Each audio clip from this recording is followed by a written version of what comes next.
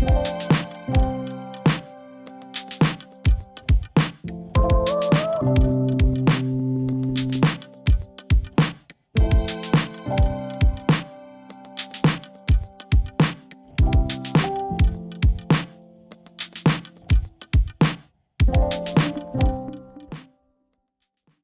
there, welcome to another episode of Insights live from Bett 2024 on the NetSupport stand. I am absolutely thrilled to have my good friend Bukky Yusuf with me today on the stand.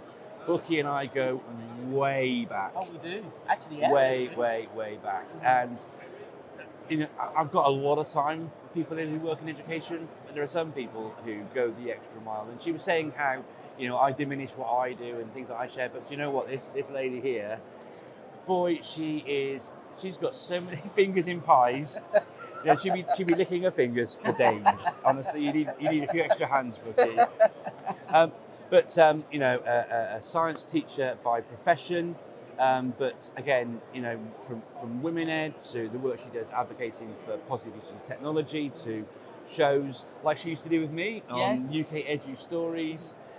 She is a class act, and she works in one of the most difficult places in education, in a setting with children who have, I mean, we can talk about additional learning needs, but there's some quite difficult issues that you have to deal with inside her setting. So in this Insights episode, of all the things that Bukky could be sharing about, she's going to be sharing some insights into those things. But I mean, Bukky, why did you become a teacher? Oh, $24 question. Yeah, I became a teacher because for two reasons. One, to give back to the community, which sounds very, I don't know, it sounds very like global, but genuinely, you know, I had great learning experiences in education, and I wanted to give back. But secondly, because I absolutely love it. I fell into it in a way by accident.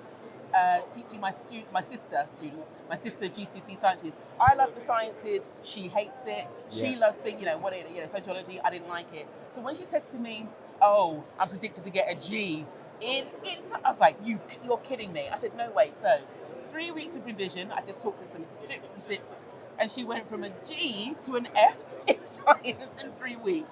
But I love the idea of supporting and breaking the learning down to make it meaningful, and I think that then went on to voluntary work, and I just got the bug. I thought I could do this for a long time. That's basically how it started. And what a journey it's been. Yeah. You know, it's been lovely seeing you flourish. Thank you. And it's been a real pleasure working with Bukky over the years on, again, so many different projects. Mm-hmm. Tell me about the setting in which you work now, Bukky. Yeah, so... Edith K, right? Yes, it's Edith K Independent School. Independent, not in a traditional sense, but independent of local authorities. So it's a unique setup. The students are aged 14 to 19. We only have about 20 students in the school, and you might be thinking, what kind of a school is that? It's a very unique setup because every single child will be described as having additional learning needs, and that basically means they've got complex learning needs. So it's a range of different things. So, for example, we tend to think of students having, say, like one particular thing, say like autism or dyslexia. What I found is actually there are a number of combinations of things that young people have that can be classified as complex learning, but it prevents them from showing their brilliance. And what connects all of the young people in my setting is the fact that they have been absent from mainstream settings, and it varies. Some for as little as 6 months. I think the longest was about 2 years out of the mainstream setting. Right. So we really work hard at building like a school community so that they feel valued and nurtured, and we tap into their unique skills. Whatever their passions and interests are, we use that as a vehicle to actually tap into learning. Because honestly, Mark, I've been teaching for over 20 years. When I first started at EDK, I met some of the brightest young people I've ever met. But what got in the way of their potential were all these different things, sometimes underpinned by mental health as well, for mental health. But once we work hard as a school unit to teach the young people on a one-to-one basis. If they feel anxious learning with others, we provide for that. But when we work really hard to to minimise to minimise the issues, I guess. that are created by their learning needs, difficulty, should I say, they go on to do really great things. So some, they've gone on to do like really well in their GCSEs, A-levels, onto university. That's because we have a setting that works best for their needs. So while I recognise and I value what mainstream school settings offer, I also realise that not everybody will actually strive in that, and I think that there's a place for special schools and alternative provision. And alternative provision is described as where young people struggle to engage with mainstream settings and they opt out. So many of the school refusers, for example, who have ability, may end up in alternative provisions. Great, thank you so much, Bukky. There's so much to unpick there. Yeah. For me, it's about, and it's the same in any setting actually, about sort of understanding the individual. But even, I think it's even more so important when you've got children with these complex needs. Every child does have complex needs, and we do need to make sure we sort of unpick that to make sure they have the best journey through and what have you. But I wanted to give you these insights and obviously being mindful that every child is different, every child matters. Yes. But one of the things that you'll do in your role is think about the accommodations, the things that you can, and not them, where they stay, but things that enable them to access learning. I spent a lot of time talking about universal design for learning, for example, and accessibility. And sometimes that's about how technology can support and help that. And That's I know true. Bukky's like me, she's a massive champion for technology. She loves her technology. Sometimes that's not the right choice, it's not the right option. So That's so true. I was wondering if you could sort of highlight a few examples of accommodations, technology or other, that have been useful and helpful, because it's not his quote, but he always shares it. But accessibility and these sort of things, whilst they're essential for some, they're often useful for all. Yes, absolutely. So on that front, absolutely. go. Yeah, I mean, there are so many different ways. So the key thing really is, I mean, the educational healthcare plan outlines the best way that young people learn. So let's start with that. But the key thing really is to break the learning units down. You have to remember you've got young people who've been out of education, they don't have gaps in their knowledge. But it doesn't mean to say that they can't still progress. So, for example, having concrete things, I remember teaching, like GCSE students about ionic bonding and what happens when elements gain and lose electrons. Now, conceptually, for many young people, even adults, it's like, what on earth are you talking about? So we might use like beads, for example, manipulative, to show the number of electrons, the number of protons in an atom, and the fact that the protons don't move, but the electrons do. So that physical representation is really good. So it shows that there's, it allows them to have concrete aspects connected to their learning, which they can remember. I'll just stop you there for a second as well, Yes. but that's good teaching and learning then. Yeah. If we think about the science of learning, concrete examples are a cornerstone of every good teacher's practice anyway, right? Yes, exactly. So this is actually something which links not just in your sort of, but for every classroom. I think that's important, right? Yeah, no, and that's it. What underpins all of this is high quality teaching and learning, and having high expectations. So I remember, like with one particular, like we have students, for example, who are, in terms of their progression, it may be years behind their chronological age. And I'm thinking, you might therefore use, say, like strategies that maybe early years teachers will use or primary teachers would use. And I'm like thinking, how will it work?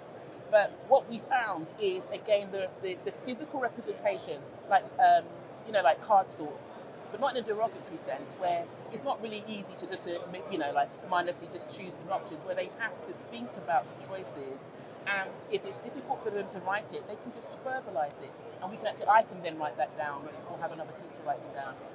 So I'll talk about tech, my favorite ways of using it. In the simplest way is, a lot of young people, irrespective of whether they're, classified as being neurodivergent or not, they can tell you what they're thinking and their ideas, but they struggle to put that down in writing.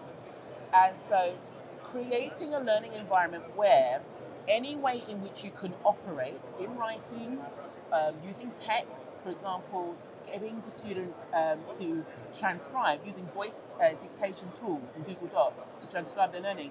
They looked at me as though to say, are you sure this is all acceptable? I said, yes, because you have the ideas, it's capturing your ideas, and I can give you feedback in writing as well as orally on those ideas as well. But I think what we are lucky in that setting is the fact that we can explore and choose different ways so long as it helps that young person to progress. So that's really great. I mean, that's what I benefit from. We have more flexibility in that regard. Great stuff. Thank you so much, Bukky. I've had a note that we've only got like sort of 3 minutes left. Right, okay. So we're going to start wrapping things up now. But you and I are both fans. There's no silver bullet in education. Absolutely. Right, so marginal gains are absolutely key. So give me 1 or 2 or 3, if you can be how quick you can be. Yeah. So Moat, yeah, great tool, audio feedback, check it out, Chrome extension, brilliant. Okay, yeah.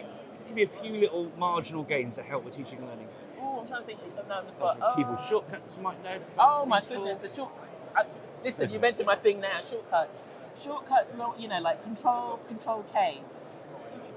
It bugs me that teachers spend, like click, Control K. If you want to hyperlink links to Word documents, PowerPoints, slides, sheets, Control K is a very powerful tool. In fact, I'm demonstrating that later on, where you can use it. And so you click video links. So if you've got, say, for example, you've got a PowerPoint, Control K, a nice way to actually have the video link in. You click into it and your video can actually open up. There's so many different ways. So yeah, shortcuts are your friend. Well, I think one tip I would say, it's not a silver bullet. It takes time to sometimes learn these techniques in tech, with tech. But the time that you put in, you gain so much later on. So I would say it's front-loaded. Invest the time to learn these different things to save time learning that can not only just make you more productive, but also aid your teaching as well. Thank you so much, Bukky. Look, it's time to wrap things up. If you want to follow Bukky, you can do on social media. Just look for Bukky Yusuf, Bukky Yusuf. On X, she is Rondell10_B. I do say you need to change that. RONDELLE and 10. It makes it difficult for my students to find me. It does. Yeah. Failing that, give us a shout at NetSupport or myself, ICT Evangelist. I'd be very happy to point you in Bukky's direction. She is an absolute legend, and I'm very proud to call her a friend as well. Yeah, likewise. Thank you, Bukky, for joining us, and thank you for watching this episode of Insights live on the NetSupport stand from Bett 2024. Take care, everybody. Cheers. Okay, thank you. Bye-bye.